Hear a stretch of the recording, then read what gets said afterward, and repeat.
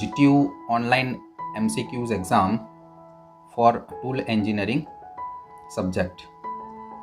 Today we are going to discuss chapter number 3, locating and clamping devices.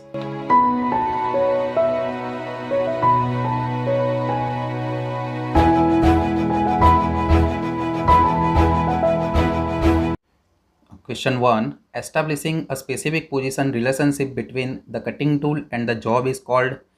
Cutting tool અને job વચ્ચે ચોક્કસ સ્થિતિનો સંબંધ સ્થાપિત કરતી તેમજ જોબની દરેક શક્ય ગતિને અવરોધતી વ્યવસ્થાને શું કહે છે? Answer is location.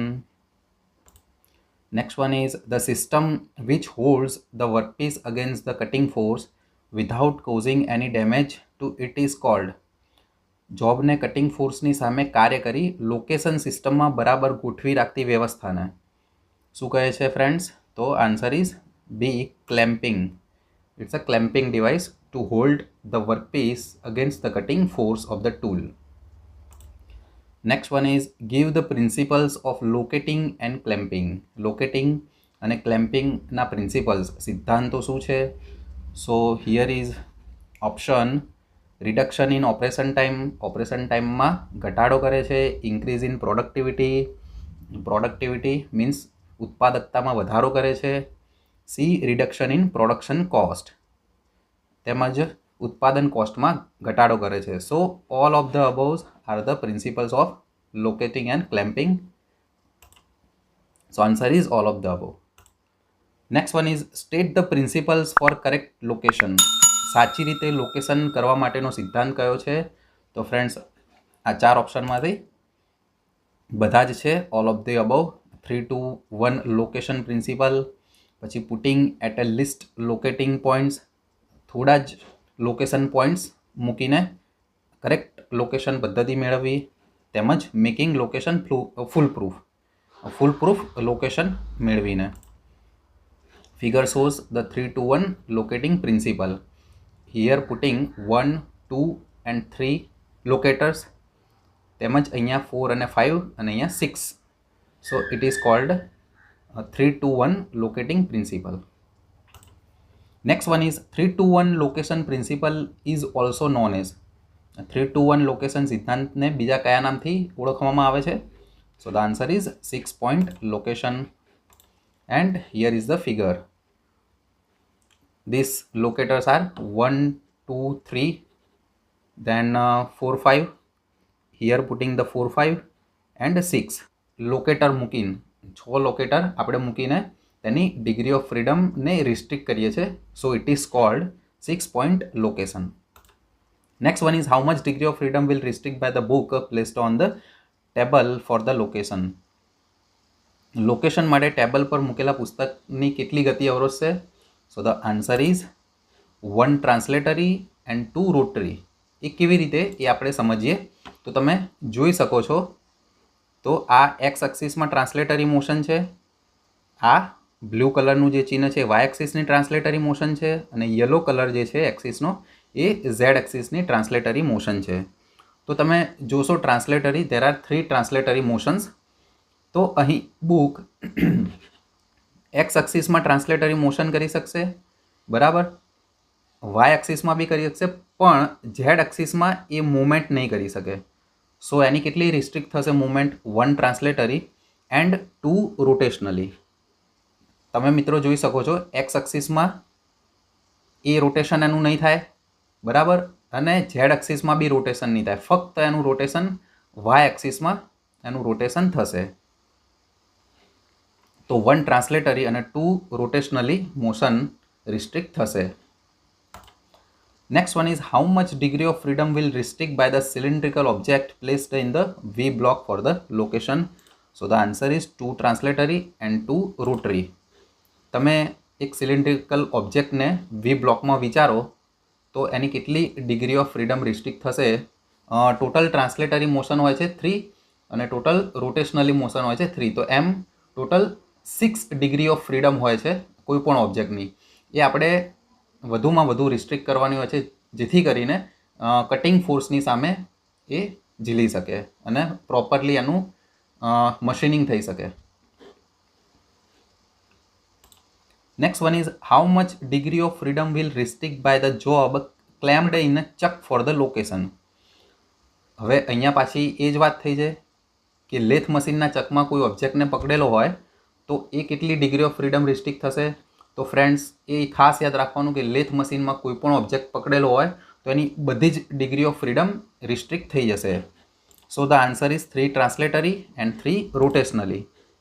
You can see X એક્સિસમાં બી ટ્રાન્સલેટરી મોશન નહીં થાય, વાય એક્સિસમાં બી નહીં થાય, તેમજ ઝેડ એક્સિસમાં બી એની ટ્રાન્સલેટરી મોશન નહીં થાય, as well as rotationally motion એક પણ નહીં થાય. So the answer is 3 translatory and 3 rotationally. Next one is generally adjustable locator used to locate which surface. Adjustable support ખાસ કરીને કઈ સપાટીને લોકેશન માટે વપરાય છે? So answer is rough. And figure shows the adjustable supports. Solid support locator used to locate which surface. Solid support ખાસ કરીને સપાટીઓના લોકેશન માટે વપરાય છે. So the machine and the figure shows is solid support. Next one is which type of locator generally used to locate cylindrical job. સામાન્ય રીતે cylindrical જોબને locate કરવા માટે કયો લોકેટર્સ વપરાય છે? So very simple, the answer is V locator. And here is the figure. આ cylindrical object છે અને એને હોલ્ડ કરવા માટે કયું લોકેટર્સ વપરાય છે? તો વી locator. In which type of locator having depression or a recess same as the shape of the job. એવું કયું લોકેટર છે કે જે જોબના આકારનો ખાડો હોય છે અને જોબના તેની અંદર લોકેટ કરવામાં આવે છે? So the answer is nesting locator. અને તમે ફિગરમાં જોઈ શકો છો ફ્રેન્ડ, આ જે છે એ આખો ઓબ્જેક્ટ છે અને એ સેમ ઓબ્જેક્ટના જેવી અંદર રિશેસ અથવા તો એને આપણે ઇમ્પ્રેશન કહેવામાં આવે છે. એ ઇમ્પ્રેશન અંદર આપેલી હોય છે લોકેટરમાં સેમ ઓબ્જેક્ટ જેવી, તો એને કહેવાય nesting locator. Next one is which locator is used to locate small diameters of job. નાના વ્યાસ ધરાવતા જોબને લોકેટ કરવા માટે કયું લોકેટર વપરાય છે? So the answer is pin locator. Very small object હોય એને લોકેટ કરવા માટે આ પ્રકારના પિન ટાઈપ લોકેટરનો આપણે યુઝ કરીશું. ફ્લેટ પિન લોકેટર બતાવેલ છે, spherical, and this one is conical locators. Conical pin type locators. Which locator is used to locate job by its internal surface or you can say diameter. જોબની આંતરિક સપાટીથી locate કરવા માટે કયું locator વપરાય છે? So the answer is internal locator. અહીંયા તમે ફ્રેન્ડ્સ ફિગરથી જોઈ શકો છો કે આ આખું ઓબ્જેક્ટ છે અને એને લોકેટ કરવા માટે આ પ્લાન બતાવેલ છે અને આ ફિગરનું એલિવેશન છે. તો તમે જુઓ છો કે ઓબ્જેક્ટને એના સર્ક્યુલર જે ઇન્ટરનલ ડાયામીટર આપેલો છે એનાથી બેસાડવામાં આવે છે. જેમ કે અહીંયા પિન ટાઈપ લોકેટર બતાવેલો છે તમને, તો એ ઓબ્જેક્ટ એના ઉપર બેસી જાય છે અને આ બાજુ સિમિલરલી રેડિયલ લોકેટર બતાવેલું છે, તેના ઇન્ટરનલ ડાયામીટરમાં એ બેસી જાય છે અને પરફેક્ટ લોકેશન શક્ય બને છે. Next one, equalising locators generally used for which type of surface. Equalising support ખાસ કરીને કઈ સપાટીઓ માટે લોકેશન માટે વપરાય છે? So the answer is uneven સપાટી માટે ઇક્વલાઇઝિંગ લોકેટર્સનો આપણે યુઝ કરીએ છીએ. This is the equalising supports. Next one is which type of pin used when tolerances are not too tight for reducing cost and time or production. જ્યારે tolerance વધુ પડતા tight ન હોય ત્યારે સમય અને ખર્ચ બચાવવા માટે કઈ પિન વપરાય છે? So the answer is V pin. Next one is generally washer is specified by. Washer સામાન્ય રીતે કેવું હોય છે?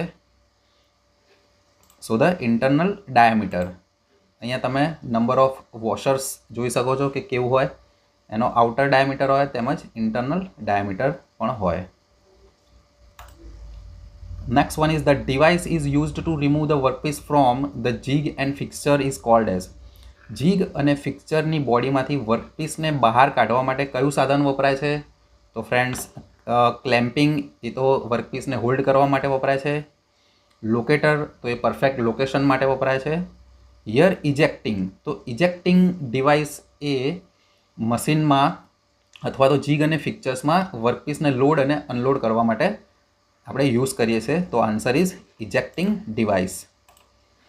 And here is the working principle of ejector. જો તમે અહીંયાથી પુશ કરશો તો અહીંયાથી ઓબ્જેક્ટ એ બહાર આવશે અને તેને આપણે સિમ્પલી અનલોડ કરી શકીશું. Next one is the following is a quick acting clamp. નીચેનામાંથી કયું ક્લેમ્પ એ ઝડપી છે?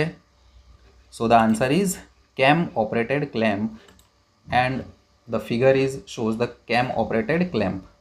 You can see. So friends, thanks for watching this video. If you like this video, then please share and subscribe. Thanks again.